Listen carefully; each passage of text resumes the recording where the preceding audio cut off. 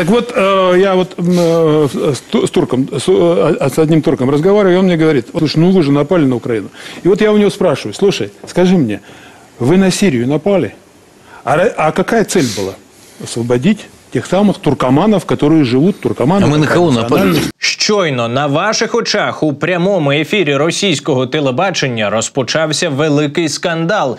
Депутат так званої Госдуми Леонід Калашніков публічно визнав, що Росія напала на Україну. Він одразу ж за це поплатився. Соловйов, почувши таку правду, закотив істерику. А мы на кого напали? Ну, послушай. Нет, он когда говорит, вы напали, на кого? Слушай, вот вы напали на Украину. Мы вообще и когда ты ему говоришь о том, что ты освобождаешь русских, которые должны говорить на своем языке, которые должны... Нет, здесь надо быть юридически безупречным. Приголомшлива картина. Пропагандист ставить на місце і відчитує, як хлопчика, цілого депутата Госдуми і члена президії ЦК КПРФ. Нет, здесь надо быть юридически безупречным. Мы вообще ни на кого не нападали. Я говорю, не тебе ли меня поправлять в этом смысле? Мы всегда... Нет, Леонид, просто вы как законодатель, здесь очень важно юридически. Та в цій ситуації найголовніше – це не той конфлікт, який виник між пропагандистом та так званим депутатом. Найцікавіше – це те, що депутат почав говорити правду в прямому ефірі російського телебачення. Чому це важливо? Та тому, що останнім часом у Росії такі випадки перестають бути поодинокими. Це вже ніяке не совпадіння.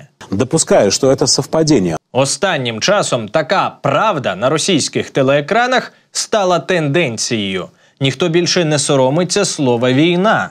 Ми знаходимося в стані війни.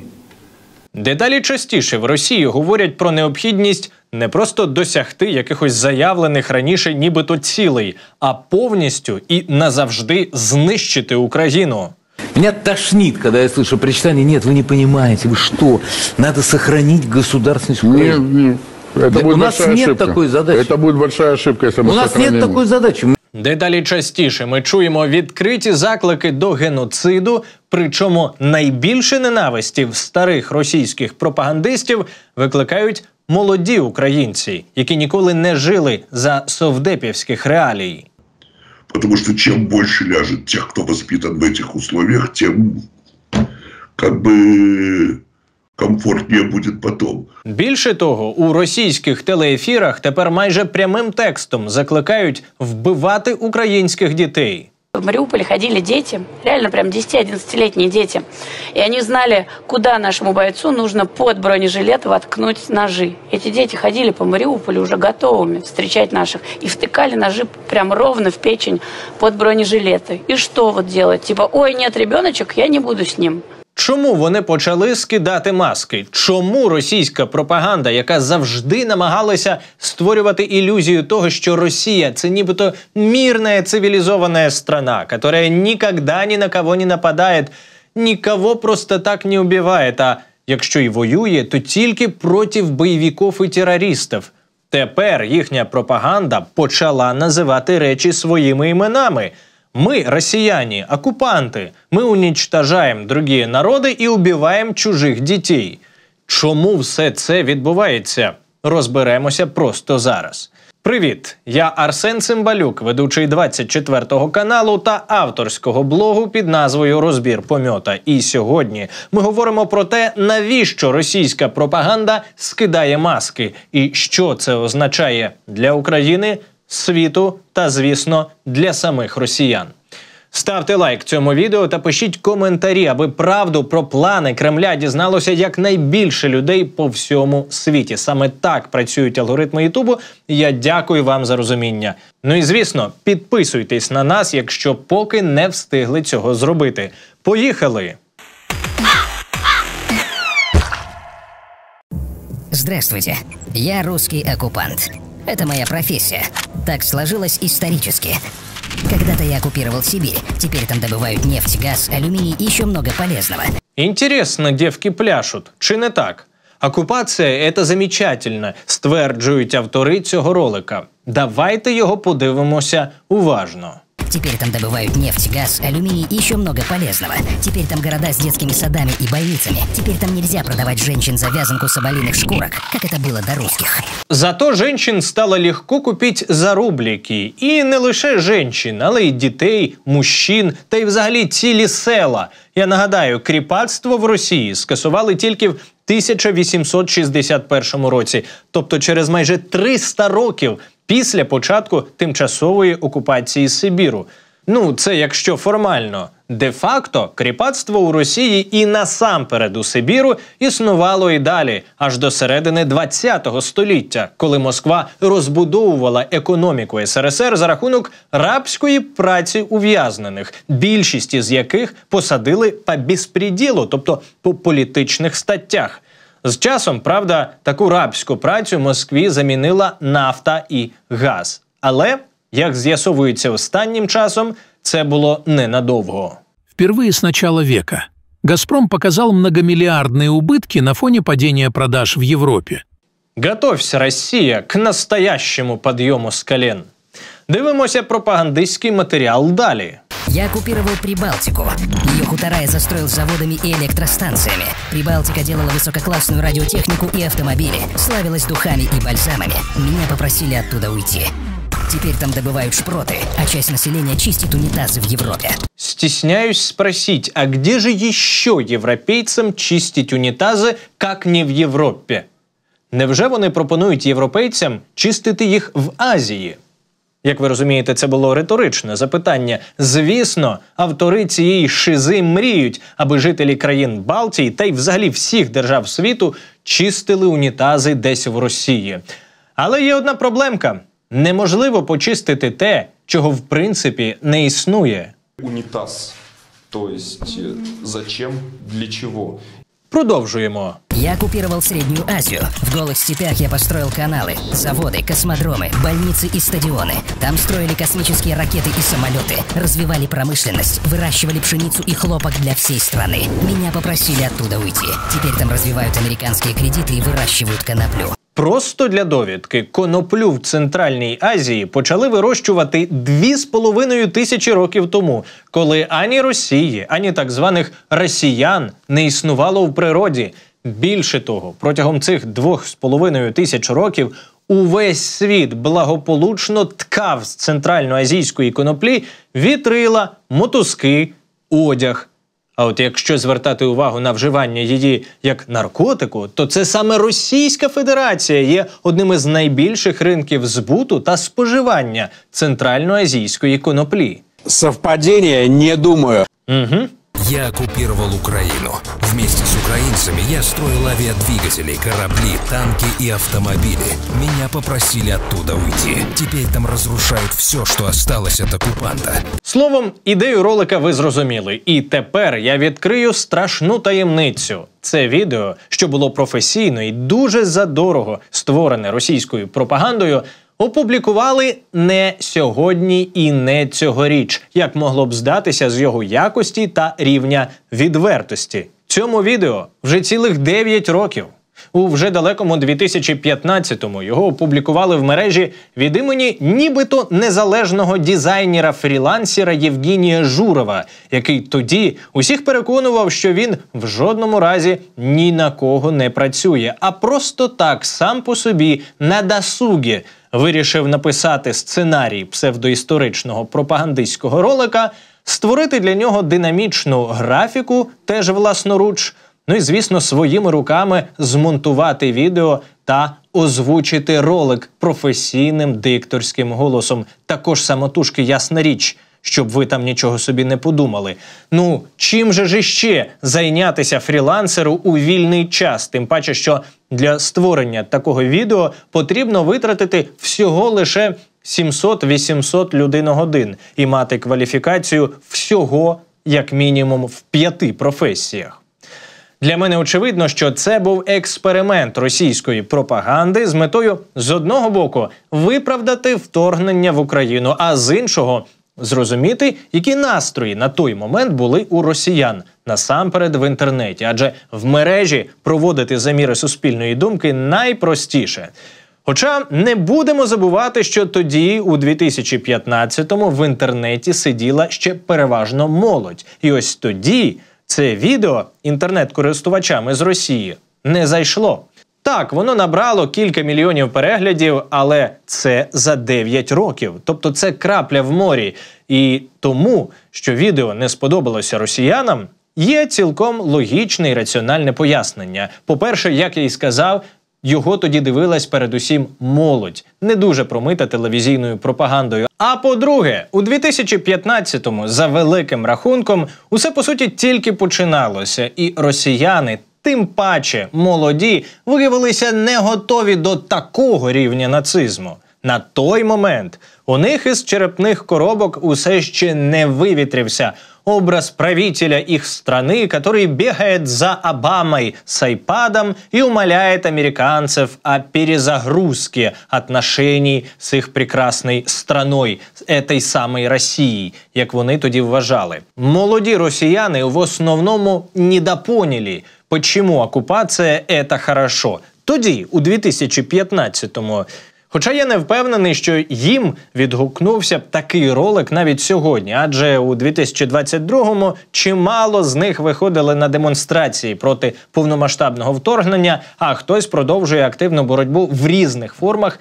і у 2024-му. Але в Кремлі дуже хотіли б отримати і цей найбільш ласий шматочок пирога. Кремлівські діди мріють, щоб саме молодь стала розсадником російського нацизму, щоб вона йшла на війну з високим рівнем мотивації. Тож просто зараз режим разом зі своїми слугами, так званими кумірами молодіжі, робить для цього без перебільшення все і навіть більше. У тебе був недавно день рождения.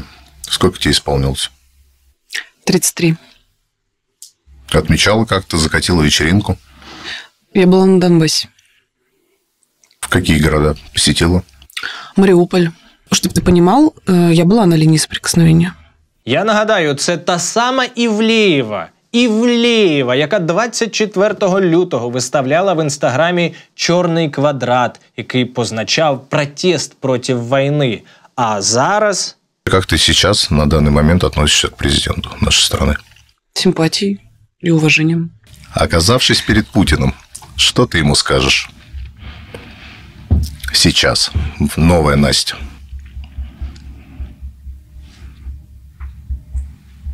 Чим помочь? Як бачите, вона поки що не рве горлянку з криками «Я окупантка, я этим горжусь», не випускає відповідні ролики з голлівудським сценарієм і графікою за свої кошти, але це тільки сьогодні. Це точно не за горами. Завтра воно саме так і буде. І вона, і всі ці їй подібні блогери ще покажуть себе саме з такого боку. І в мене немає жодних сумнівів, що за кілька років шаленої пропаганди кремлівські маніяки обработають по повній програмі всю російську молодіж. Але про це ми поговоримо в наступних випусках. Зараз же я хочу приділити увагу російському телебаченню, яке є головним двигуном кремлівської пропаганди просто зараз. Тут усе змінюється буквально на очах і змінюється на набагато гірше. Згадайте, як розпочиналася повномасштабна інформаційна війна проти України та всього Заходу у 2013-му. Під час Революції Гідності росіяни почали поливати брудом усіх, хто не хотів присягати і поклонятися їх кроваво-вороватому режиму. Смрадный, в прямом смысле слова, табор на Майдані словно символізує розруху в головах. Саме тоді вони вигадали шизу про нібито нацистів і радикалів. Але що дуже важливо, самих себе вони завжди намагалися виставити нібито самою миролюбивою страною на планеті, якій нічого в цьому житті не потрібно, крім як помочь ближньому. Фактически, Москва спасла Украину от неизбежного дефолта. А то было бы как у нас в 98-м. Для Украины разница в том, что у нас тогда не было таких мощных друзей. И кредит МВФ пришлось таки брать. Так само вони співали після початку повномасштабного вторгнення у 2022-му. Украина – это сборище сатанистов-наркоманов, которые нас, русских, ненавидят, но мы обязательно должны им помочь и их спасти. Ее цель – защита людей, которые на протяжении 8 лет подвергаются издевательствам, геноциду со стороны київського режиму. І ось тепер, через понад 2 роки після початку повномасштабного вторгнення, на російських телеекранах починають відбуватися дивовижні речі. Спасіння і освобождення раптово перетворюються на окупацію і зачистку. Победа – это главное условие. Правильно. Не попытка договориться, вот не все эти причитания. Меня тошнит, когда я слышу причитания. Нет, вы не понимаете, вы что? Надо сохранить государственность Украины. Нет. Это будет у нас большая нет ошибка. такой задачи. Это будет большая ошибка, если мы У нас нет такой задачи. Меня дико удивляет, когда говорят, надо пожалеть. Надо, вы не понимаете, сколько ждет там нас. Серьезно? Оказывается, уже никто не ждет. Так может, пора валить домой? Прям сильно ждут? Не устану повторять. В Российской империи никакой Украины не было. И была великая страна. Ні, домой валить не пора, відповідають російські пропагандисти. Мы строим великую страну, которая наполовину должна состоять из руин украинских городов, а наполовину из руин российских городов и нефтеперерабатывающих заводов. Геніальний план.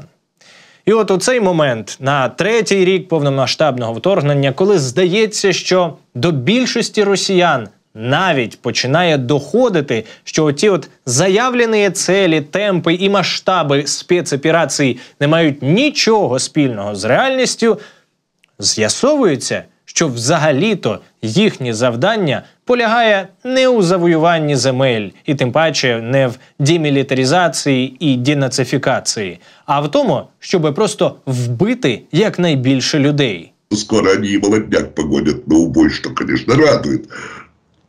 Как ни парадоксально. Якщо не знайомі, знайомтеся. Неограненний алмаз російської пропаганди. Теоретик і практик російського нацизму Лев Вершинін. Попри те, що ця істота, відтоді як з'явилася на білий світ, написала цілих 7 пропагандистських книг, за цей час до неї так і не дійшло значення 3 головних букв у її житті. Це літери С, Б і У. Це єдине, про що тобі треба думати, якщо ти закликаєш до геноциду українців, а саме цим він і займається. Більше того, ця істота акцентує увагу саме на тому, що вбивати потрібно нібито саме молодь передусім. Тих, хто не застав радянський устрій. Чем больше ляжет тех, кто воспитан в этих условиях, тем как бы комфортнее будет потом. Насправді, це Хордове говорить не лише від свого імені.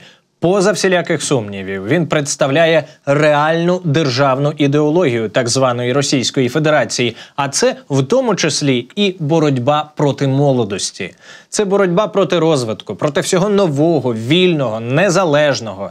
Кремлівські діди – Путін, Патрушев, Бортніков, Лавров – не розуміють, бояться і тому ненавидять молодь як клас. І ясна річ, вони бояться зміни поколінь у владі, бо розуміють, що за їхні середньовічні злочини доведеться відповідати по повній. Саме тому вони придушують акції протесту у своїй та сусідніх державах, розв'язують війни і, як ми говорили трохи раніше, намагаються зомбувати молодих людей через їх так званих кумірів. Але в усій цій історії є ще один жахливий факт. Кремлівські діди воюють не лише з молоддю, але й з маленькими дітьми. З російських немовлят вони роблять зомбі ще з дитсадовського возраста. При цьому немовлят уже не просто ідеологічно готують до війни.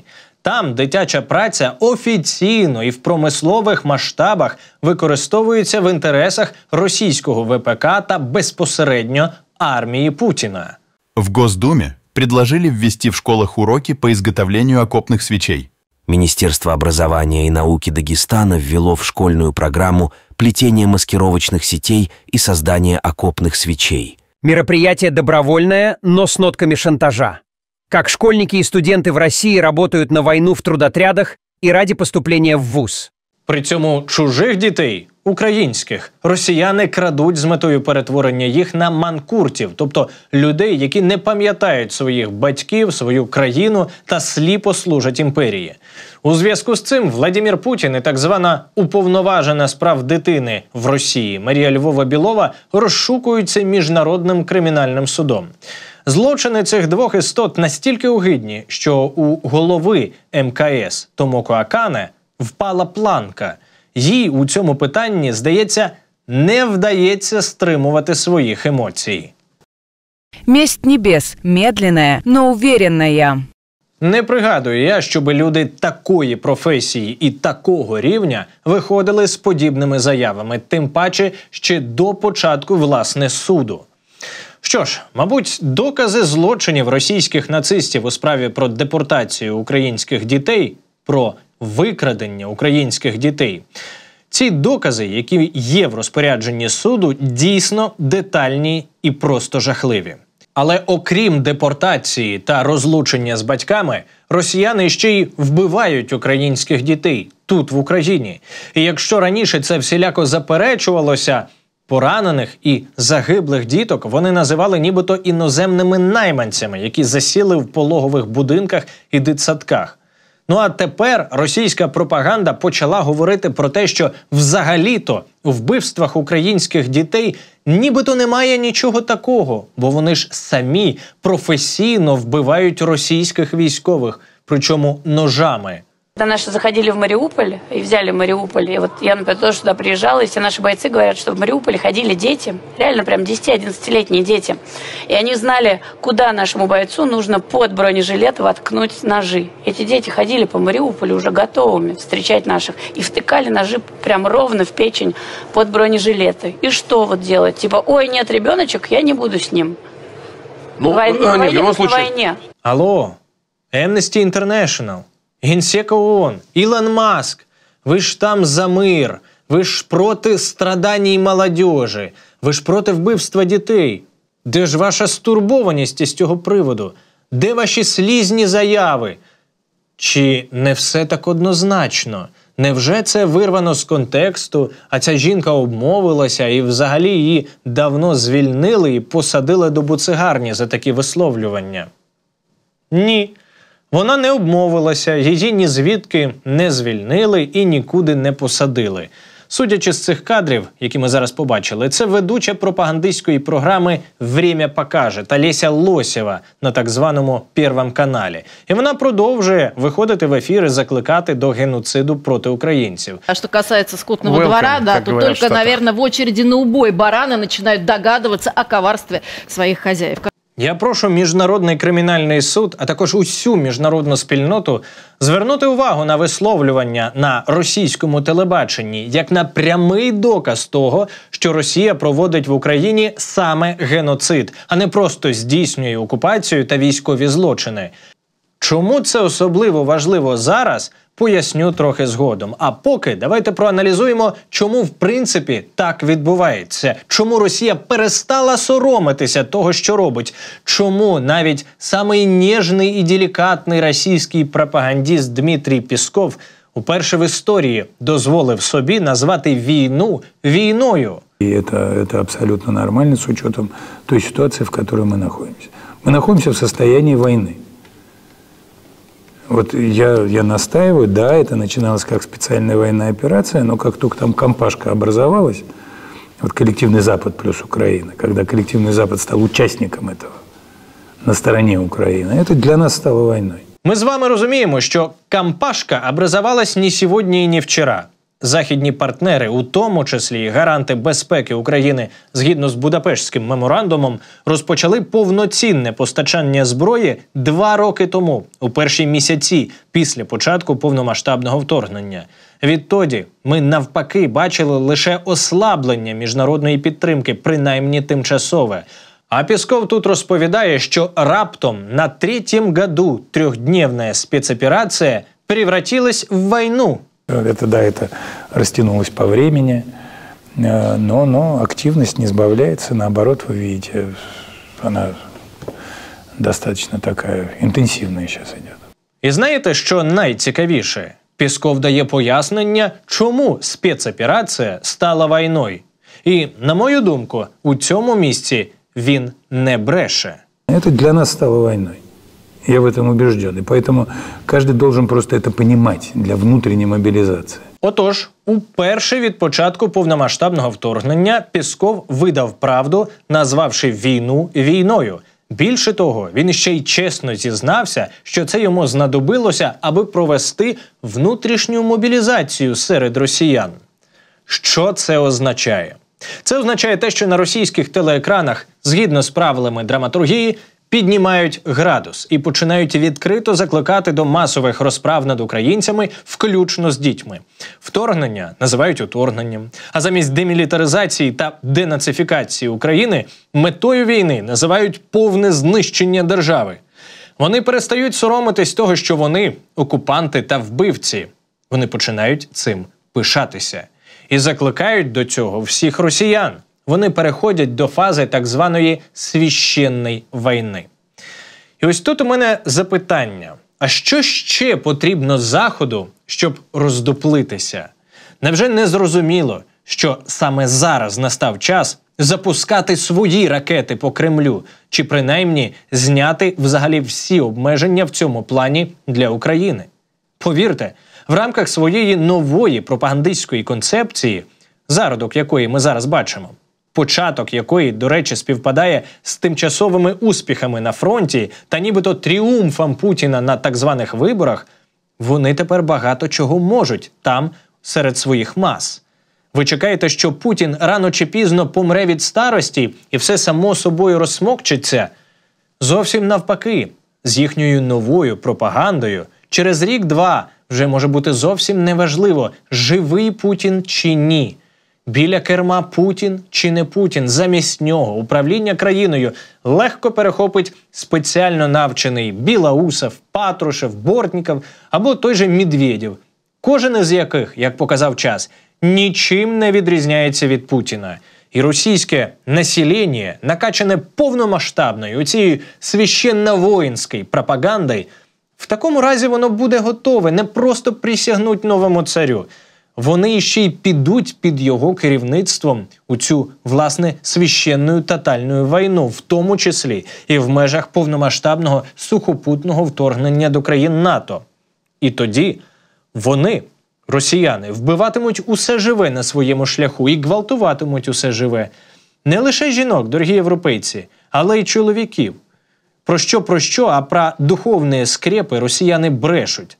Це діло вони дуже люблять, і це частина їхньої культури. Ну назвіть мені хоча б одну російську в'язницю, чи бодай одне їхнє військове з'єднання, де не гвалтували б чоловіків. А саме там, у російських в'язницях та військових з'єднаннях, опинитесь і ви. Ті, хто потрапить у окупацію у разі наземного вторгнення з Росії до країн НАТО. Лафа, дорогі європейці, якщо не закінчилася, то принаймні тимчасово припиняється. Війна на носі. У вас. Штампуйте снаряди десятками мільйонів на рік. Формуйте тероборону. І тоді, можливо, вони побояться на вас напасти. Але поки ви спите, ви дуже ласий шматочок для російських маніяків. Особливо, коли ви розповідаєте про те, що ми не хочемо ставати стороною конфлікту. Якщо ви не хочете ставати стороною конфлікту, вони зроблять вас стороною конфлікту. Але водночас низький уклін усім тим, хто перебуває зараз у мирних країнах і не тягне Європу на дно, а навпаки демонструє сміливість і відродження європейського континенту. Наприклад, президенту Франції Макрону за те, що наполегливо погрожує Путіну введенням своїх військ в Україну, в разі якщо той, Путін, рипатиметься занадто сильно. Треба подякувати прем'єр-міністру Великої Британії за зняття заборони на удари британськими ракетами по території Росії. А також, я думаю, можна авансом подякувати такій структурі, як Північно-Атлантичний альянс НАТО, який, схоже, уперше встановив червоні лінії не для себе, а для Путіна. Поки що відродження здорового глузду в Європі відбувається на рівні окремих політиків та організацій. Я ж, Закликаю прокинутися мешканців цих країн, у тому числі українців та українок, які там проживають. Над Європою нависає дамоклів меч. І саме зараз найкращий час для того, щоб завдати удару по руці, яка його заносить. Стати справжнім надійним тилом України. Інакше вам усім доведеться стати фронтом. Я прошу всіх, хто бачить цей ролик, опублікувати його на своїх сторінках у соціальних мережах, а також поставити лайки, написати коментар, аби алгоритм Ютубу запропонував це відео якомога більшій кількості людей, в тому числі і на Заході, бо ж тут є і англійська аудіодоріжка, і субтитри також. Ну і звісно, буде чудово, якщо просто зараз ви скористаєтеся ось цим QR-кодом або посиланням на сайт fund24tv.ua в описі до відео і задонатите будь-яку комфортну для вас суму. Задонатите для тих, хто бореться проти зла просто зараз, не шкодуючи ані сил, ані ресурсів, ані часу, ані, на жаль, навіть свого здоров'я та життя. Ось так буває на війні. І вони рятують нас усіх і вас усіх. Кожна гривня, долар, євро і так далі дуже важливі саме зараз. До зустрічі в наступних випусках. Бережіть себе, бережіть Україну, бережіть Європу. Слава Україні!